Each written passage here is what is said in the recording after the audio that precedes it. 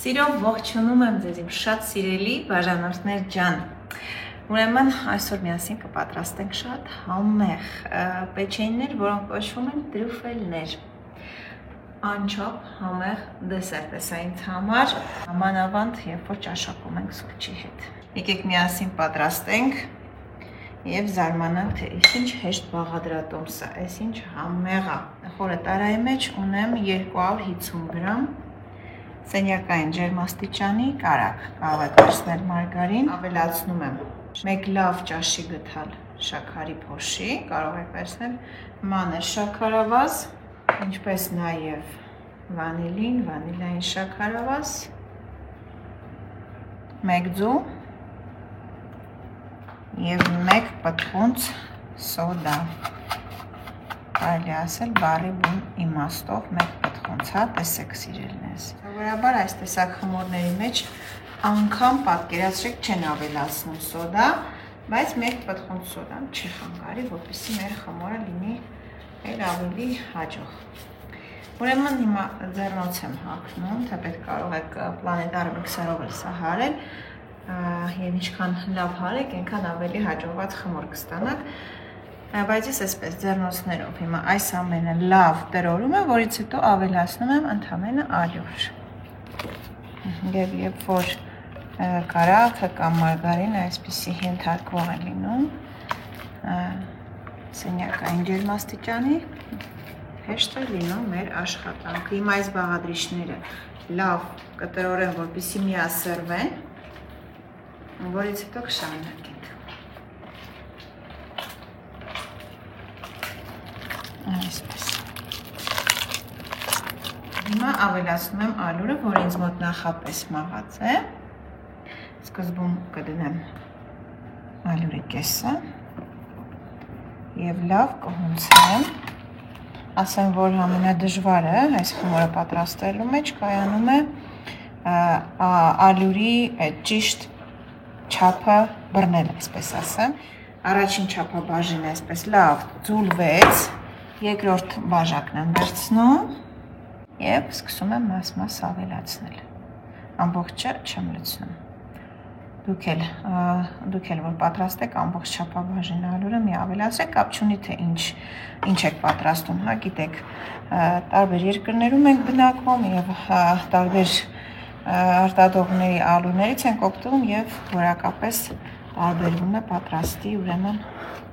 խմորեղենը կլինի կամ մեկ ուրիշ բան։ Քիչ-քիչ ենք ավելացնում վերջի չափաբաժին ալյուրը։ Դա է ասածս միշտ։ Տեսեք, խմորը արդեն չի կպնում ձեռնոցին։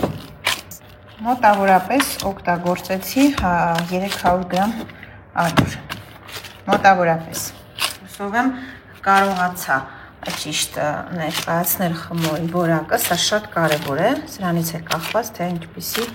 թխվածքաբլիթներ, հա, տրյուֆելներ կստանան։ Ռիխլերը փխրուն, հա, փխրուն այսպիսի խմոր ունենք։ Շատ համեղ է բուրում, բայց սա ամենը չէ, ուրեմն սա կլասիկ տարբերակն է, բայց ես այսպես չեմ ավարտելու, արդեն ինձ ճանաչում եք շատերդ, այստեղ ունեմ նախորոք բոված եւ աղացած ընկույզ, իմ դեպքում պնդուկ, ավելի շատ եմ նախընտրում պնդուկը, քան ընկույզի որևիցե մի ուրիշ տեսակ։ Ավելացնում եմ ամբողջը, այստեղ, եւ ձուլում եմ խմորի մեջ, հարստացնելով խմորի համը եւ այնպես է բուրում, որ դե չեմ կարող նկարագրել։ Շատ համեղ է բուրում։ Հիմա արագ-արագ ձևավորելու ենք տրյուֆելներ։ Կարող եք բոլորովին այլ տեսք տալ, օրինակի համար այսպիսի, հա, տափողակներ անել, սա էլ կլինի, չգիտեմ, կարող եք կլորացնել, հետո կտրել կիսալուսնաձև, որն էլ անեք, շատ ընտիր է լինելու, կարևորը հաստ չանեք, որպեսզի հասցնի թխվի։ Հիմա ես տրյուֆելների տեսք կտամ, այսպես,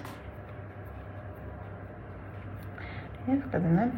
ջեռոցի տապակի մեջ։ Սա էլ վերջինը, ախորոք տաքացված ջեռոց, 180 աստիճանի ներքո թխվելու։ Խորը տարայի մեջ լցնում եմ 1 բաժակ շաքարի փոշի, կակաո, մի փոքր էլ ավել։ Լավ խառնում ենք ու ունենք այսպիսի 4 զանգված։ Սրանով կպատենք, երբ որ տրյուֆելները դուրս բերենք ջեռոցից, սիրելիներս։ Վարդագունել են թխվածքաբլիթները։ Տակ-տակ ենք ձևավորում, որպեսզի թխվածքաբլիթները վերցնեն իրենց վրա այս համեղությունը։ Գիտեք, խմորի մեջ առանձնապես քաղցր չկա, որպեսզի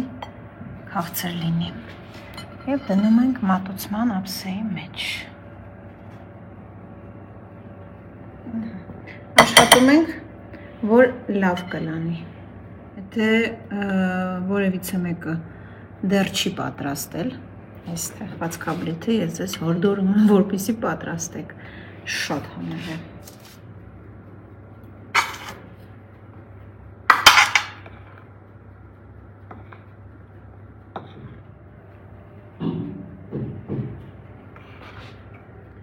Այսպես մի փոքր էլ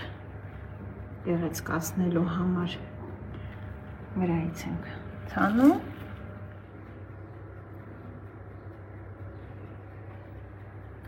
Ուրեմն շատ համով է, շատ։